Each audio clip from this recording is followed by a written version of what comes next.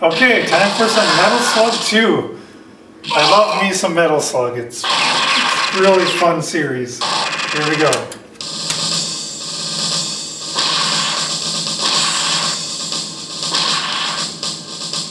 So there's different gun power-ups that you can collect, as well as Metal Slugs, the tanks that you can climb inside.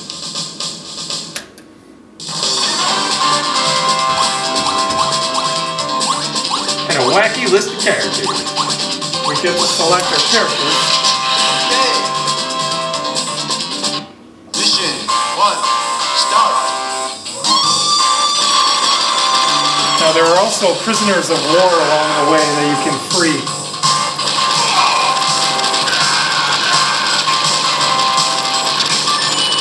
Like those guys. Thank you.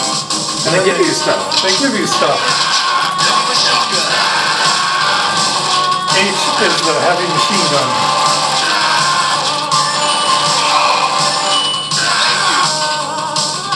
It's just a wacky game with the animations and the strange characters and items.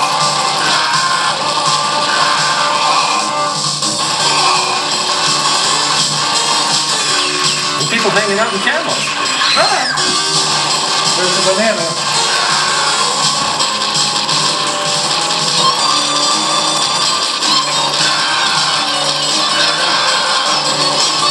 Now with each weapon you do have a limited amount of ammunition, and when you run out then you go back to your default handgun.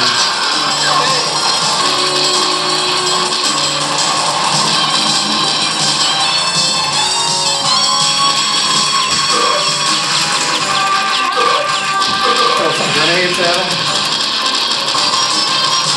We like blowing stuff up. What a baby. There's a baby.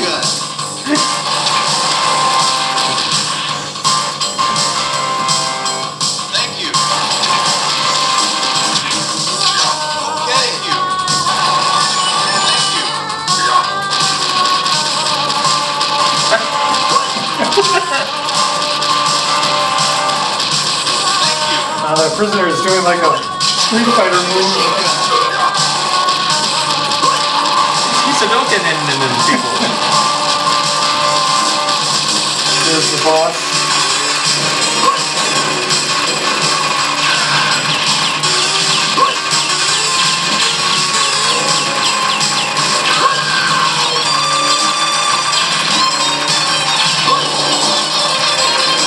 We're in the desert.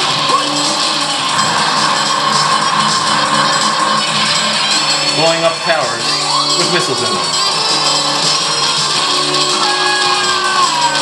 That was just a mini boss, not the boss of the whole level. There's a camel. There's a lot. Now that I'm on the camel, I have an infinite amount of ammunition with this gun. So there's a gun side down onto the camel. But I am vulnerable to enemy fire.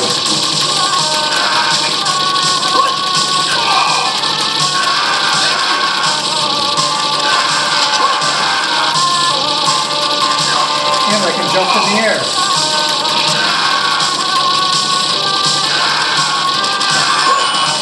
The Dokken guy's still with us.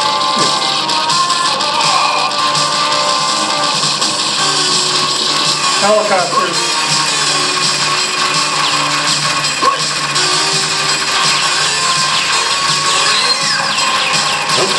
I did it again.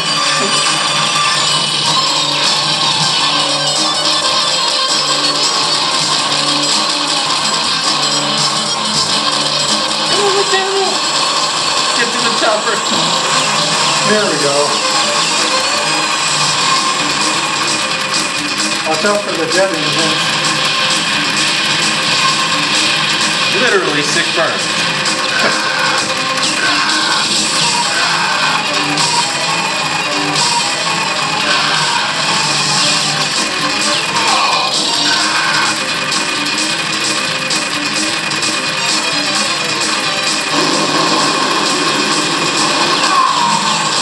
You always have to watch out for those multicolored bullets.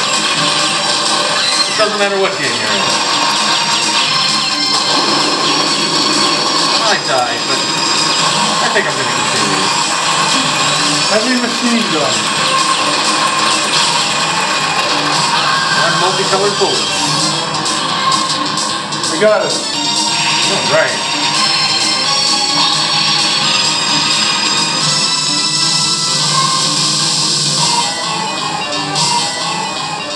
It's hot in the desert. And that was level 1. We'll move on to the next Mission game. complete. In another video, we'll play Metal Slug and try to do a playthrough of the whole game. Mission 2. It is such a fun game, the different versions. Thank you. But let's move on to the next game. Alright. Now we're going to play Twinkle Star Sprites. I don't think I've ever played this one. Well, it's a silly sounding game, but a little bit whimsical too, but...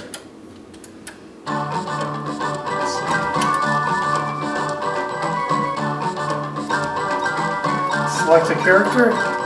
Yeah, just pick whichever one you want. Yeah, so much like your match 3s, you try to blow things up in sequence so that you send things your opponent's way. You got a bit of a charge beam if you want it. You can combo them, and then these little fireballs get sent after you, and then you send the fireballs back, and they become bigger fireballs.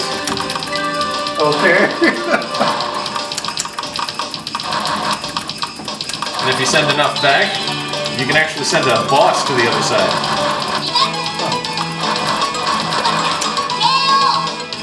Or the little fireballs can just get away.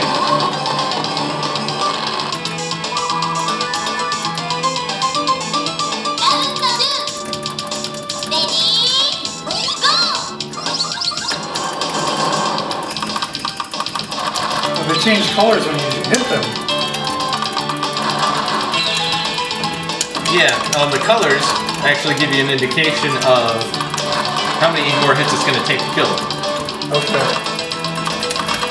I don't think I know what I'm doing yet.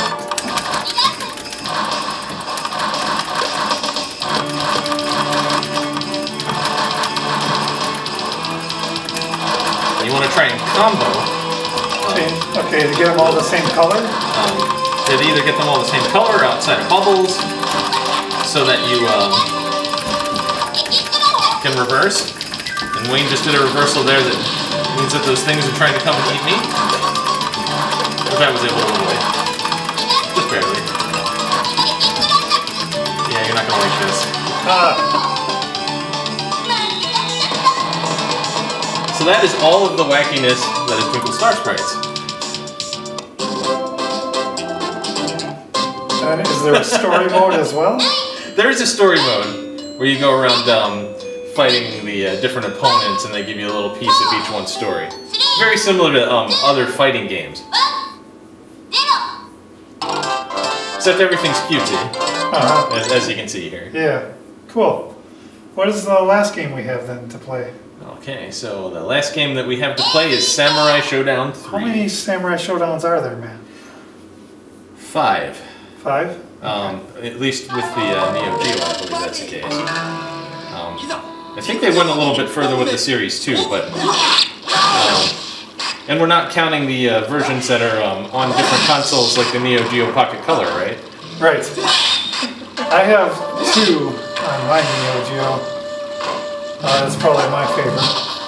Alright, let's go ahead and see if you can beat me. Oh, it's a challenge. Do you have a go-to character usually? Yeah, well, a lot of times. This is where I'll go.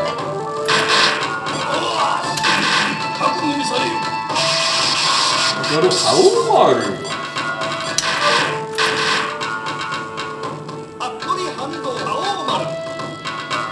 Yours is Hanzo?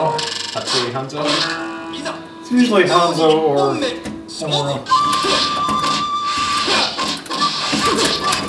I like Charlotte as well.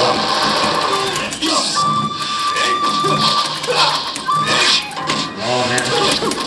All this ninja magic. He's channeling ninja combat from over here.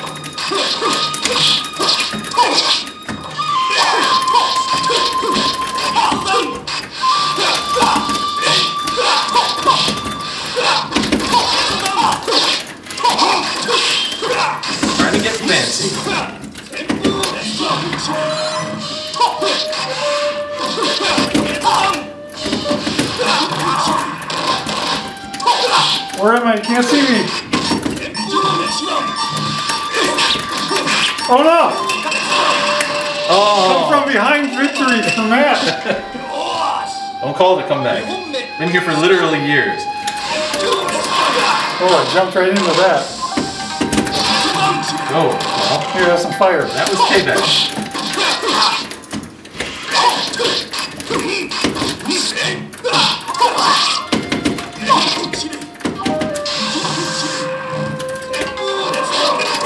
Oh! Ippon! Well timed. 1 to 1. That makes it a bit exciting.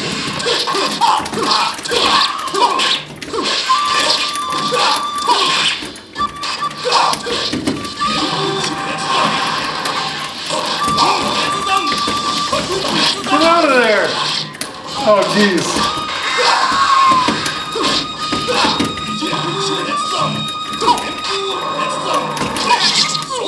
Oh! Oh, so close. That hurts. It's a lot of crows. To the victor goes the spoils. Woohoo! That's a lot of crows. That's a lot of crows. That's Samurai Showdown, probably my favorite fighting game series on the Neo Geo. Yeah, Samurai Showdown is awesome. Oh, it's kind of tough for me. You know, you got Fatal Fury. I even like Art of Fighting. And of course, Waku Waku 7, which we'll maybe show you one of these days.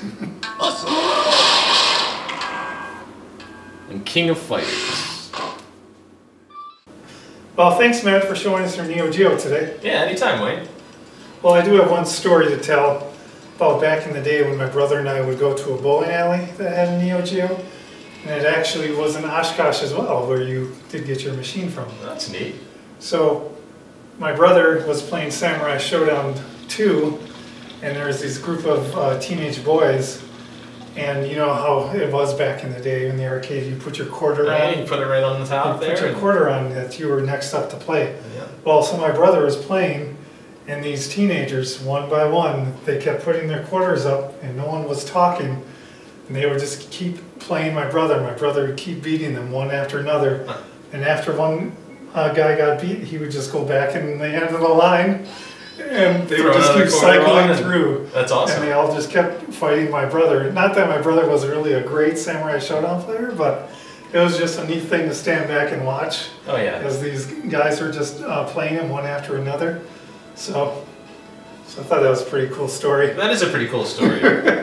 I mean, especially coming from me who, yeah, I'd go up against those folks and I would get beat pretty soundly, and then I'd go to another machine. Well, next Matt's going to take us upstairs to his garage and show us some of the projects he has going on up there. All right, yeah, let's go. Yeah, so these are my project machines. So these are machines that don't currently work that I am planning on getting working. First thing we're going to talk about is the Williams Gulfstream here. This is an old electromagnetic pinball machine. So there are no circuit boards inside, just a bunch of switches and relays, so old-fashioned technology. Right now, it will not throw a ball out and it'll go right from start to game over. And when you turn it on, there's a little bit of a spark inside of a wooden machine, which is not a good thing. So we're going to dig into this machine and we're going to see if we can repair it. One of the things that I think it might be is the game over relay might not be strong anymore, so we'll start there.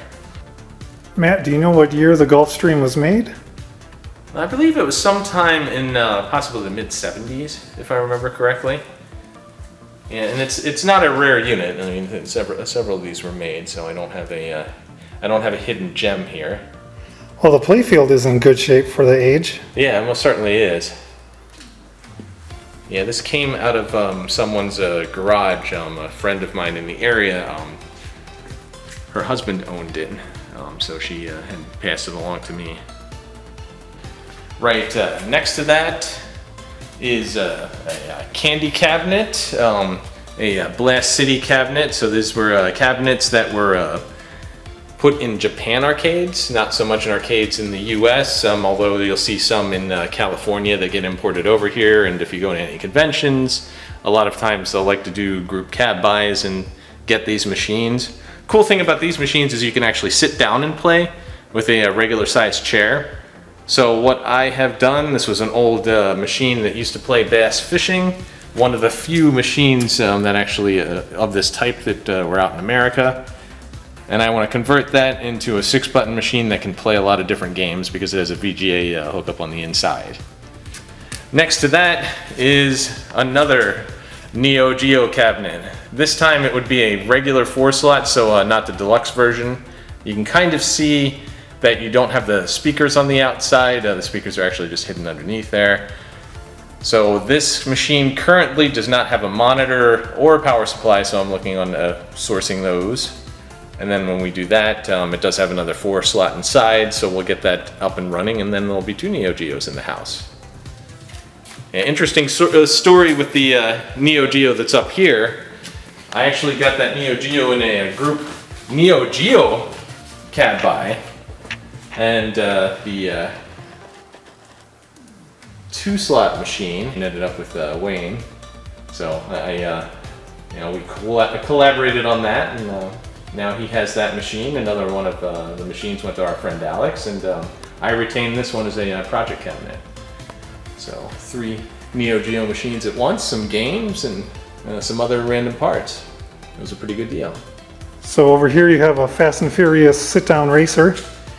Yeah, currently another project cab. Wayne, you remember this well because you actually recapped the monitor. Yes. And got that working, and then we had another problem with the PC to where the PC is not running the game right now. So we're looking into that. Yep, cool. Can we look at the other games in here too? Oh, absolutely. So we have a POW machine, also made by SNK, the makers of the Neo Geo that we were just playing. So this is another good side-scroller game. Somewhat similar to what you saw in Metal Slug, only this had come prior.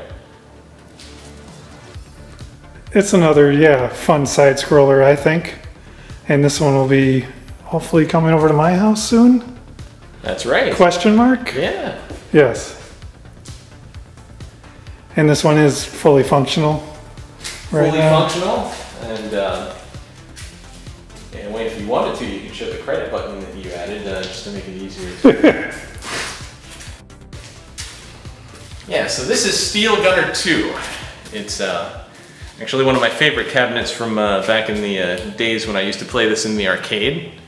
It is a cabinet with 2 guns that are mounted right to the control panel. So you can actually take those guns and move them around and shoot the things on screen. So you basically scroll through and use the guns to shoot robots that are coming after you. Did the guns have like a force feedback? The guns have a force feedback on it, and a very, very lovely audio sound when they go off. A lot of clacking noises, so my neighbors are really happy when I fire this one up. Did you get this game locally or did you have it shipped to you? I had it shipped to me, packaged and shipped to me. Actually came from my original home state of New Jersey, which is super appropriate for this cabinet because I grew up playing it. Huh. Seems like it's pretty big beast. Oh yeah. Yeah, as far as weight is concerned, this will definitely give the Neo Geo, which was around 500 pounds by the way, a run for its money. And then you have a DDR machine as well, Matt. Yeah, that's right. That one's fully working, as is the Steel Gunner. Yeah, I believe you mentioned that earlier, right? Mm-hmm. So this machine I had procured for the convention circuit, which we have definitely spent some time on here because it was such a desired machine, and I actually run a program that allows us to play a bunch of versions of Dance Dance Revolution on it, so it's not just Extreme, although I do have some of the original Extreme hardware in there, and it's a very nice machine. Although also very heavy, the fact that it's on rollers very much helps. Nice. And then over here you have a Crazy Taxi, which that's right. I saw for sale online and I told you about it. And I went and got it. It's a wonderful machine. probably in the worst cosmetic shape of any of my machines, but I love it to death. I mean, Crazy Taxi was one of my all-time favorite games for the Dreamcast, back when we had the Dreamcast version of the game. You know, as you can see, you know, it needs a bit of a cosmetic tune-up, but otherwise it plays great. I spent a decent amount of time playing it. They also make this game in a stand-up version. This is the sit-down version, which obviously is cooler. Yes, it is way cooler. Well, thanks, Matt, for letting us take a look at your games. Yeah, you're welcome, Wayne. Well, that's going to do it for today's video. Remember, keep some quarters in your pocket, and we'll see you next time. Thanks for watching.